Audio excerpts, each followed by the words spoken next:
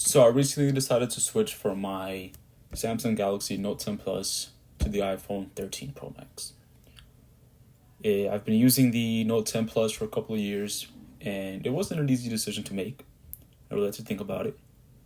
But in the end, I was like, man, there's just some things about this phone that I really like. So I decided to, order one. One of the main reasons for switching to this phone is the battery life. The battery life on this phone, it's insane actually. Right now I'm at 75%, and I didn't charge it up to 100% earlier before I woke up, when I went to sleep. But even if I charge it throughout the day, it'll still get me through the day. I'm not worried about having to plug into a wall here at a certain time. And even if I am in my car or something, or just in my room, I'll probably plug it in to try and top up a little bit. Probably reach up to 80%, 70%, which is what I did with it earlier.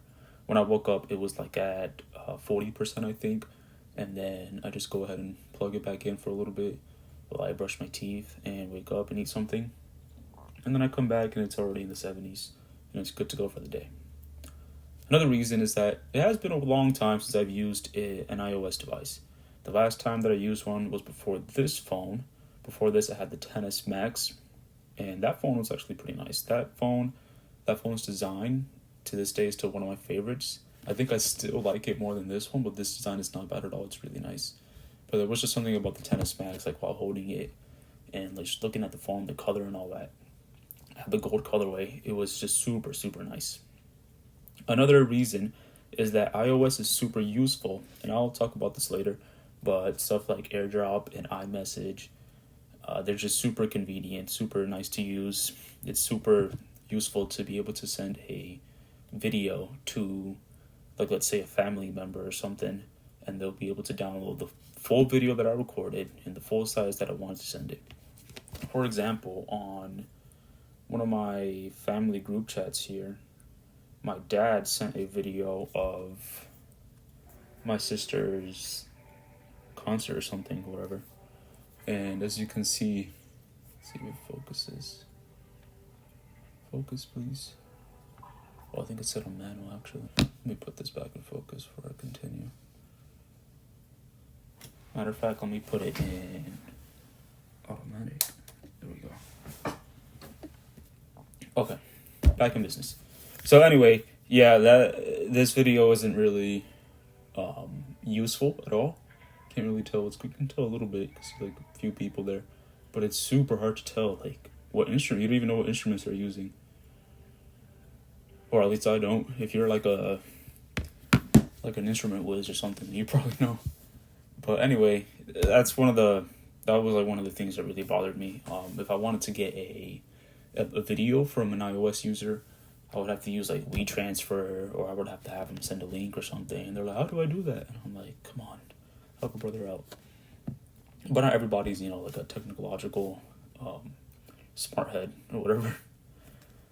So yeah, that's a little bit of elaboration, but I'll get even more into it later. Before I do continue, actually, one of the things that I feel like people get wrong a lot is that if somebody is a fan of Android, they have to hate on iOS, or if somebody's a fan of iOS, they have to hate on Android. And to me, this really makes sense, because even though they're competitors, yes, that much is already known and established, there's still two different companies that provide two different products. Just because you hate on one doesn't mean you have to hate on the other. The way that Apple does things is going to be different than the way Samsung does things. Apple's an American company, Samsung's a Korean company. And I feel like that's part of the human experience. It's not every single human's the same. Different groups of people are going to do things differently. And this is what we have here. We have two products that do compete with each other, but they're still separate things, You don't have to bash one if you're a fan of the other. I've always told people, there's going to be differences. There's going to be things I like about one product more than the other. But in the end, there's still the two great, two great producers of technology. and they make their own great products, which I'm a fan of both. And I also say that if I could use both, I definitely would. Especially something like a Fold, Galaxy Z Fold 3. That would be nice to have along with this. That would be really nice. Or even like an S21 Ultra. But anyway, that's just like one of my opinions about the whole iOS versus Android debate. I think it's pretty annoying also, since a lot of people are uneducated when it comes to that whole debate. People are very uneducated. Anyway, I think that's a video for another time.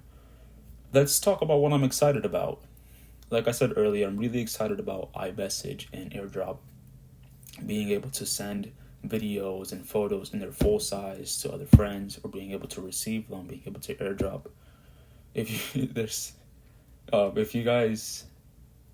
like some of my closer friends, they know that that I like to troll people with AirDrop. Oops.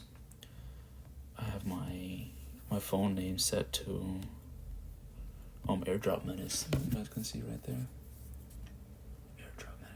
AirDrop Menace is AirDrop is fun to use to troll people. Nothing to like a super great extent or anything, but it can be fun sometimes.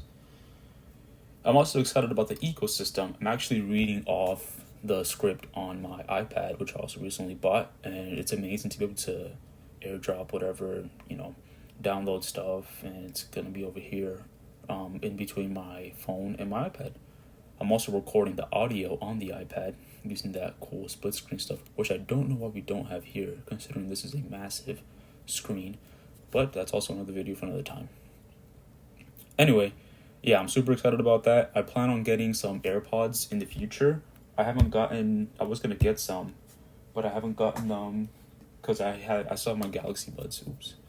I still have my Galaxy Buds, and these still, excuse me, these still serve me very well when it comes to being able to take them anywhere. Their battery life is still good. They do charge through USB-C, which is annoying if I bring these somewhere, like let's say I'm traveling, that I have to bring two separate cables, one for this and one for this. Or let's say I have my wonderful and amazing Sony headphones. These, even though these have amazing battery life, they also charge through USB-C, which I don't know why they haven't added USB-C to the iPhone, but I'll talk about that later. So yeah, I do plan on getting some AirPod Pros in the future. No AirPods Max, because those are out of my budget. I'm not going to pay over $500 for a pair of headphones. The most I would pay is what I paid for these when they came out. I got these back in like August of 2020, I believe. I got them on sale for $250, which at the time I was like, okay, that's pretty expensive. But after getting them, these are amazing. But that's also another video for another time. So let's talk about the things that I'm not too excited about. One of the things being less features. I could show you right here. So look at this widget, whatever. So I can scroll through and read. I can click on the email, whatever, and it'll take me there. But I can also scroll through and read the emails. I have another Gmail widget right here. And in order for me to, to search in mail, I would have to click here, and then it takes me to the app, which to me is kind of like, I don't know how I feel about that. So let's say I go to, let's try out Google Maps maybe. I don't know. I haven't really experimented much with the widgets, because I was never really a big widget user, honestly, when it came to over here on Android. I don't know what to use. Anyway, I'll just forget about it. Let me continue. So, yeah, there's just stuff like that to me it's like, like it should be a little bit better on the iOS part, which that's what it comes back to, that competition stuff, whatever. But I'm still obviously choosing to switch to iOS regardless of these differences. Another thing is less customization. I over here on my Notes M Plus, the way I had it set up, well, I don't know why I have an extra page. The way I had it set up was that I have like 2 rows of apps and like one widget right here, and one over here where it displays the date and the time.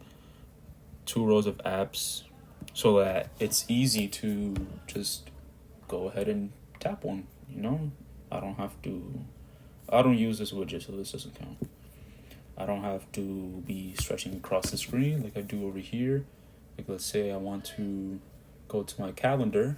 I have to stretch all the way up there. Over here, I have to just tap like that, and it's super easy. So that's one of the things that bothers me about iOS, not being able to, bring the apps to where I want them. This display is not small, it's 6.7 inches. And even though I have fairly sized hands, I can easily, reach out there. But sometimes it can get annoying. I'm thinking, all over here, all I have to do was just swipe, and that's it. I don't have to eat. And also, being able to do this is also very handy. I like this a lot. I'm going to miss this. Being able to easily swipe the control center down. Super handy. And their stock apps in general are tailored to be like that. Like, like if you go to the top of the settings, you can swipe it down, and then boom, it's like this. You don't have to reach across the whole screen. Just to touch something. Put the brightness up. I know, like on the video, this is like rainbow. I think it's a screen protector. I don't know why it's like that. I have a Spigen screen protector. I don't know where the box is at. Here it is. This is one of the best screen protectors. I definitely recommend it. But anyway, yeah, there's just little things like that. It's whatever though. I don't know what's going on over here with this rainbow stuff. It's kind of annoying. Anyway, that's mostly all that I have to talk about when it comes to switching. I am excited. I don't think I'm going to regret this decision, really, because it's something that I thought about for a while, and I'm not inexperienced when it comes to iOS. Matter of fact, in my 2 years with Android, I probably still knew more than about 80% of iOS users when it comes to iOS. Like when people are like, oh, like, why is this doing that, whatever, I'm like, oh, let me see, and I'll fix it for them or something. And even then, I also still kept myself up to date with all the iOS stuff. I had an older gen, the first gen iPhone SE that I would update and stuff. I haven't used it in a while. It doesn't even have battery. But it's like sometimes I would just boot this up and play around with iOS for a little bit, see what's new, see what's not. And that helped to keep me in touch, especially like all the smooth animations and things, whatever. So yeah, it should be a fun journey. If I encounter any problems, maybe I'll make a video on it. Thank you so much for watching. Hope you have a great day.